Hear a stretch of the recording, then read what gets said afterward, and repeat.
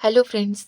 आज का डिक्टेशन आनंद मासिक पत्रिका अंक 11 से लिया गया है, जो कि 3 स्पीड 80 शब्द प्रति मिनट, 90 शब्द प्रति मिनट, 100 शब्द प्रति मिनट की गति से डाला जाएगा। इसके अलावा आपको टेलीग्राम की लिंक नीचे डिस्क्रिप्शन बॉक्स में मिल जाएगी।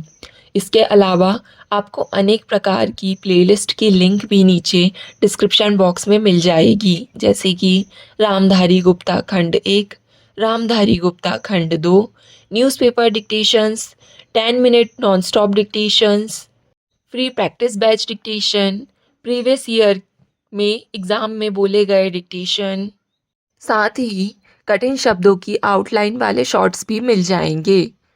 और अगर आपको हमारा यह प्रयास पसंद आता है तो वीडियो को लाइक ज़रूर करें, इससे हमारा मनोबल बढ़ता है। तो ज़्यादा समय ना लेते हुए डिक्टेशन स्टार्ट करते हैं 5 सेकंड के बाद।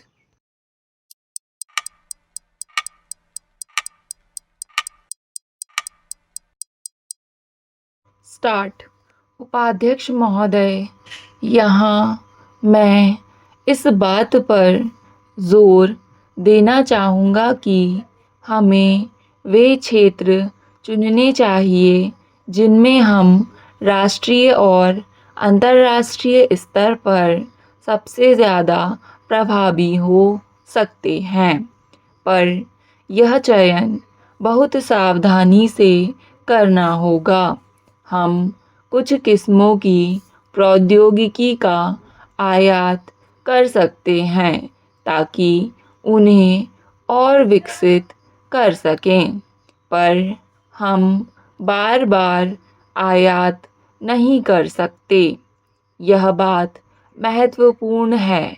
औद्योगिक विकास और व्यापार में बाधा पहुंचाने वाली बहुत सी बातों को हमने हटा दिया है। इस कारण से अब भारतीय उद्योगों को देश विदेश से ज़्यादा प्रतिस्पर्धा का सामना करना पड़ रहा है। कुछ क्षेत्रों को छोड़ दें तो प्रौद्योगिकी के चुनाव जैसे विषयों पर निर्णय अब मुख्यतः उद्योगों द्वारा ही लिए जाते हैं। पुराने अनुभवों की वजह से इस बारे में चिंता होती है कि क्या उद्योग प्रौद्योगिकी का अधिक से अधिक आयात करेंगे। अगर हम आयातित प्रौद्योगिकी में लगातार और बड़े पैमाने पर घरेलू औद्योगिकी को शामिल करना नहीं सीखते और अपनी घरेलू प्रतिभा और संसाधनों के आधार पर बड़े पैमाने पर अपनी ही प्रौद्योगिकी तैयार नहीं करते तो हम पीछे रह जाएंगे।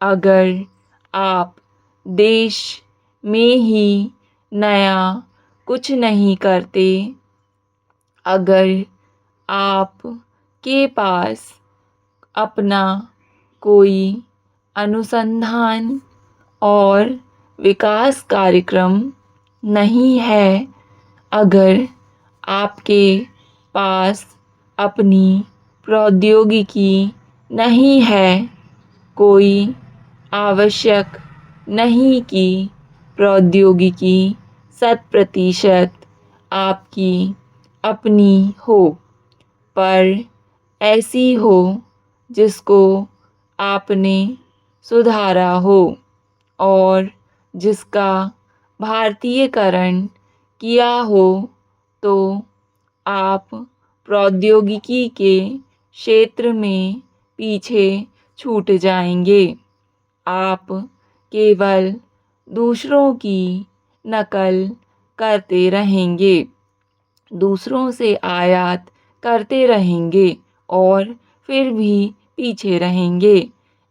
ऐसा ही होगा अगर हम अनुसंधान और विकास के आधार का अपनी सीमाओं में अपने ही बल पर विस्तार नहीं करते। अगर पैसों की आवश्यकता है, संसाधनों की आवश्यकता है, तो सबसे पहले इसी क्षेत्र को है। मैं इस प्रश्न को थोड़े दूसरे रूप में रखना चाहूँगा। उद्योगों के क्षेत्र में अधिकाधिक प्रौद्योगिकी करने के मुद्दे को हमें अंतर्राष्ट्रीय प्रतिस्पर्धा और विदेशी मुद्रा की कमी के संदर्भ में देखना होगा। व्यापार असंतुलन को दूर करना अपने आप में महत्वपूर्ण है, पर इसी को लक्ष्य बना लेना पर्याप्त नहीं है। भुगतान असंतुलन की हमारी समस्या तभी दूर होगी जब हम प्रौद्योगिकी का शुद्ध निर्यात करना शुरू कर देंगे।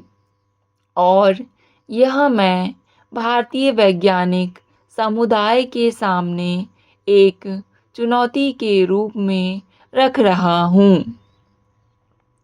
उपाध्यक्ष महोदय, एक राष्ट्र के रूप में क्या हम वर्तमान शताब्दी के प्रथम दशक तक प्रौद्योगिकी के शुद्ध निर्यातक बन जाने का लक्ष्य अपने लिए निर्धारित कर सकते हैं? हमें ऐसा करना ही होगा, क्योंकि विकासशील देशों ने पहले से ही अपनी जिम्मेदारियां तय कर रखी हैं।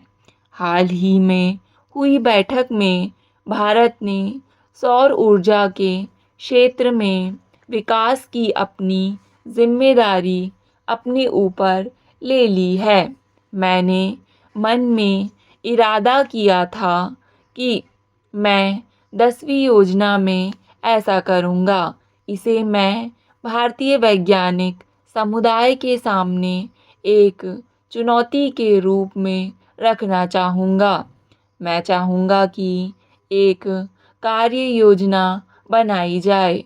उद्योग और वैज्ञानिक संस्थाएं मिलकर बहुत जल्दी प्रौद्योगिकी के विकास के लिए कुछ सार्थक कदम उठाए। ऐसा विशेष तौर पर उन 2 क्षेत्रों में किया जाए जो हमने चुने हैं, सौर ऊर्जा और जीन बैंक। सच तो यह है कि वैज्ञानिक समुदाय के संपूर्ण सहयोग के बिना मैं कुछ नहीं कर पाऊँगा। मैं यह चुनौती आपके सामने रखता हूँ। भारी संख्या में उत्पादक रोजगार उपलब्ध कराने के संदर्भ में हमें इस बात का ध्यान रखना होगा कि अधिकांश लोग गांवों में ही रहेंगे और खेती पर निर्भर करेंगे। नए प्रौद्योगिक अनुसंधान में इस बात के लिए कोशिश करनी होगी कि इन लोगों की उत्पादकता में सुधार किया जाए। फसलों के उत्पादन में संबंधित अनुसंधान और विकास में निवेश के सिलसिले में अभी बहुत कुछ किया जाना है। दालें, तिलहन, धान और गन्ना स्पष्टतः ऐसे क्षेत्र हैं जिनमें और सघन शोध की आवश्यकता है। कृषि संबंधी शोध का दायरा केवल जमीन के प्रबंध तक ही सीमित न होकर उत्पाद के संरक्षण, पैकिंग और ढुलाई को भी अपने में सम्मिलित करे। आप जहाँ कहीं जाइए, हमारे फसल उत्पादकों को असंतुष्ट पाएंगे।